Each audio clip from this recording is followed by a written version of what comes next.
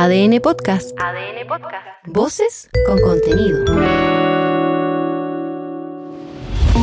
En ADN Hoy, este es el ADN de la noticia. Queremos concentrarnos ahora y anticiparnos a lo que podría ocurrir en la zona centro-norte, porque el pronóstico da cuenta no solo de mucha lluvia, sino que también de viento y nieve en zonas donde habitualmente no precipita. Estamos en contacto y agradecemos la comunicación a esta hora con el gobernador de la región de Coquimbo, Cristóbal Juliá. Gobernador, ¿cómo le va? Muy buenos días. Buenos días, Mauricio y Paula, ¿cómo están? Muy bien, gobernador, que además es meteorólogo, ¿no? Por lo tanto, si hay alguien con el que podemos hablar de las características de estos sistemas frontales, es hoy con usted, particularmente ahí en la región de Coquimbo, porque usted ha dicho en los días previos que las cifras ahí en la zona, imagino que a eso se refería, podrían marcar el evento del siglo. ¿Por qué? Increíble cómo corrió la voz con esa cuña. Sí, efectivamente podría marcar el evento del siglo, porque lo dije con mucha responsabilidad, dicho sea de paso, como bien decías tú, Paula. Yo tengo 20 años trabajando como meteorólogo profesional y me fui a la política ahora por temas circunstanciales, pero uno no deja de ser meteorólogo.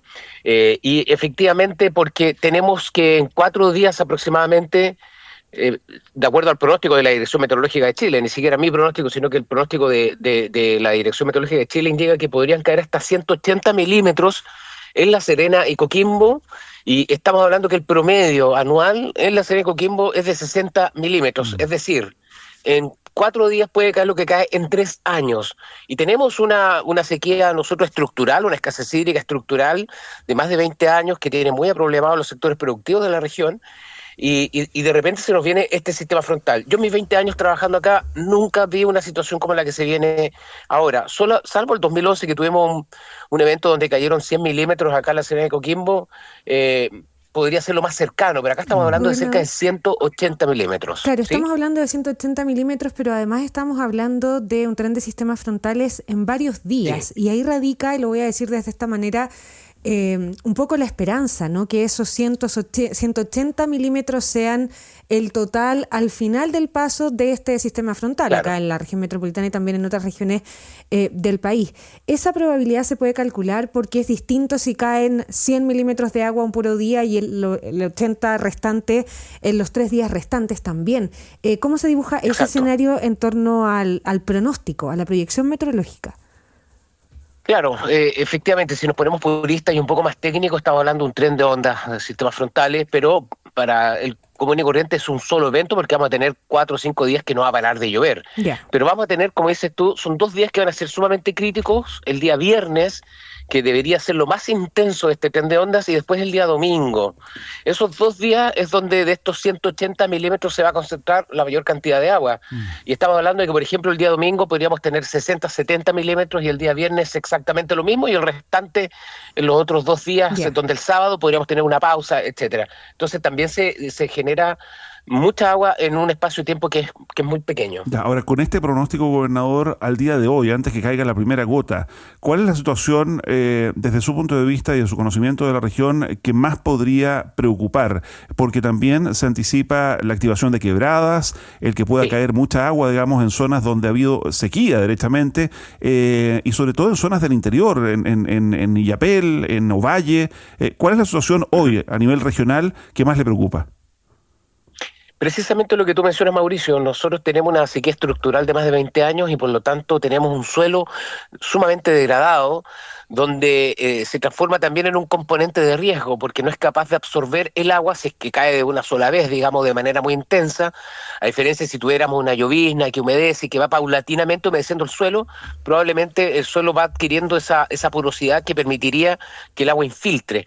Pero en este caso, al tener un suelo tan degradado, lo que se va a dar, además, el comportamiento humano que deja escombros en quebradas que por años han estado completamente secas, nunca ha pasado una gota de agua por ahí, que se van a activar, y todo esto genera ese riesgo que tú mencionas, Mauricio, que es la activación de quebradas, la remoción en masa que se puede dar, producción de aluviones, y sobre todo también porque, a propósito de la misma sequía, los calculistas cuando hacen los proyectos habitacionales también se olvidan que ya no lo hacen a 100 años, ya se olvidan de la componente de eventos extremos de precipitaciones.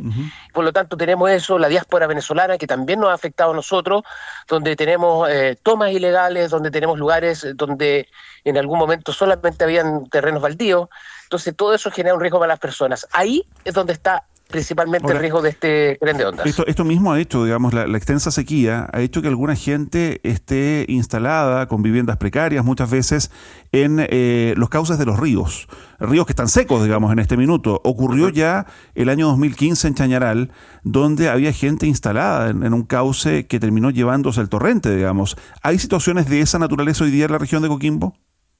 Absolutamente, y ojo que acá el 2015 también tuvimos fallecidos, sin ir más lejos, yo tuve un familiar del sector rural que perdió la vida precisamente cuando se activó una quebrada que nunca baja, que nunca tiene agua, y acá en la región de Coquimbo, a diferencia del sur de Chile, nosotros tenemos los cordones transversales, tenemos una geografía muy compleja y por lo tanto estamos llenos de quebradas, quebraditas, esteros, y por lo tanto eso es lo que ocurre, lo que dices tú, Mauricio. Efectivamente se van instalando personas, viviendas precarias, toma, y eso es lo que a nosotros nos genera la mayor preocupación, porque ahí es donde está el riesgo principalmente.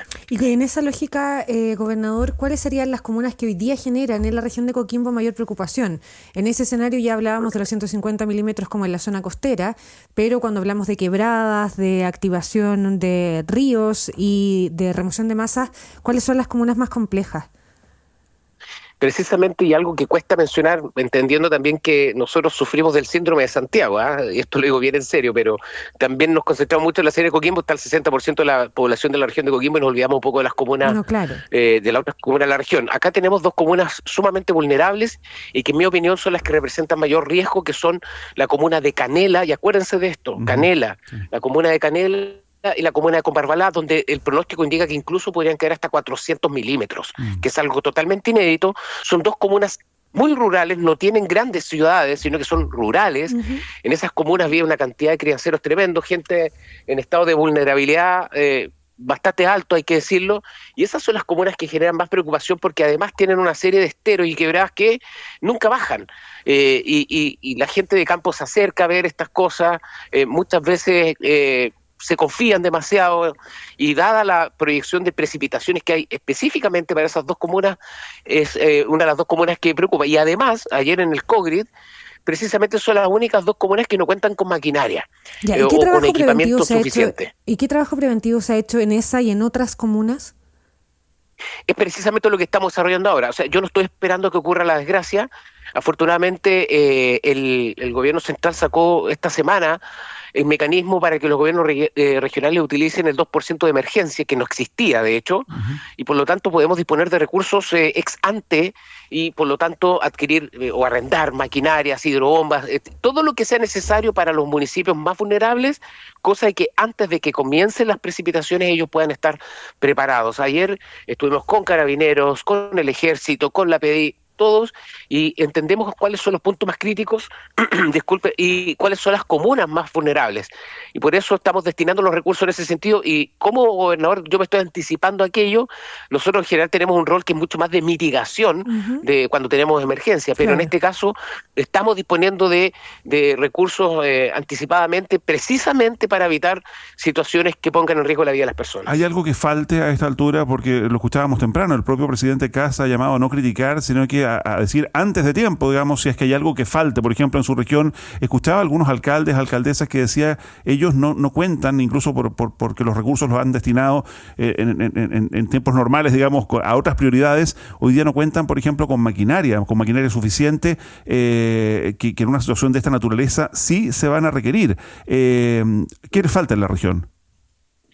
Sí, bueno, faltan muchas cosas, hay que decirlo, tenemos muchas necesidades, pero estamos trabajando, y eso es lo que estamos haciendo ahora, levantando precisamente, viendo qué es lo que hace falta. Pero hay comunas donde no haya maquinaria, por ejemplo. Lo decía recién en Combarbalá. Lo acabo de decir.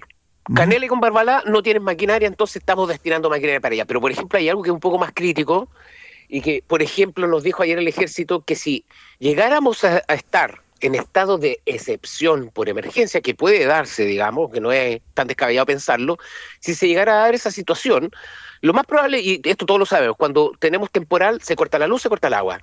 Si se corta la luz y el Ejército tiene que tomar el poder en la región en un estado de excepción, ellos no tienen grupo electrógeno. Entonces, Bueno, lo dijo ahí el Ejército y nosotros estamos disponiendo a través de Senapred, con recursos del gobierno regional, un grupo electrógeno, que no puede ser que quienes van a tomar el control de la región no tengan luz. O sea, me parece que es como esencial. O sea, estamos haciendo el catastro de los grupos de electrógeno, cuánto diésel tienen los hospitales, cuál es la autonomía que tienen los hospitales.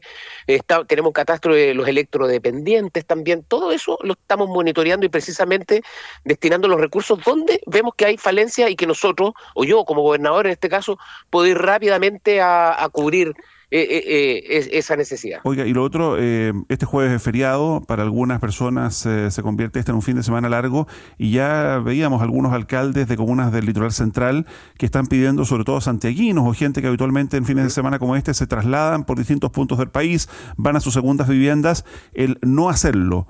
¿Usted repetiría ese mismo llamado? Pensando, no sé, la gente que va a Los Vilos, que va a Las Tacas, que va a sectores de veraneo. Absolutamente, yo soy un fuerte promotor del turismo en la región de Coquimbo. Yo quiero que a todo el sector, a la matriz productiva le vaya bien, pero en este caso, no sé, nosotros teníamos financiado el evento de rugby, de hecho en La Serena, sí, pues. Para el día sábado y se canceló, o sea, exactamente con Georgia y por lo tanto con los Cóndores, que había generado mucha efervescencia.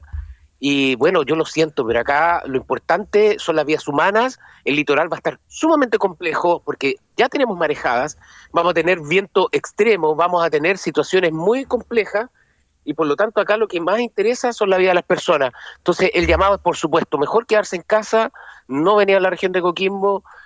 Van a haber otros fines de semana largos donde van a poder venir, visitar, etcétera. Acá lo importante es que el autocuidado, todo parte por casa. O sea, hay que primero cuidarnos entre todos y después veremos qué pasa con los fines de semana. Yo, de hecho, incluso tenía pensado este fin de semana también tomarme el viernes, etcétera, pero bueno, la realidad es esta. La lluvia también es bienvenida, entendiendo que tenemos una sequía sumamente extrema, pero acá tenemos que hacernos cargo de lo que va a venir y tenemos que ser sumamente responsables, y que jamás haría un llamado a que se vengan igualmente a la región de Coquimbo, todo lo contrario. Si se puede quedar en Santiago, mejor quedarse en Santiago. Ok, Cristóbal Juliá, meteorólogo, decíamos, gobernador de la región de Coquimbo, gracias por este contacto con ADN hoy. Muchas gracias, Mauricio y Andrea, que esté muy bien. Suerte. Escucha el análisis y noticias todos los días en ADN Hoy.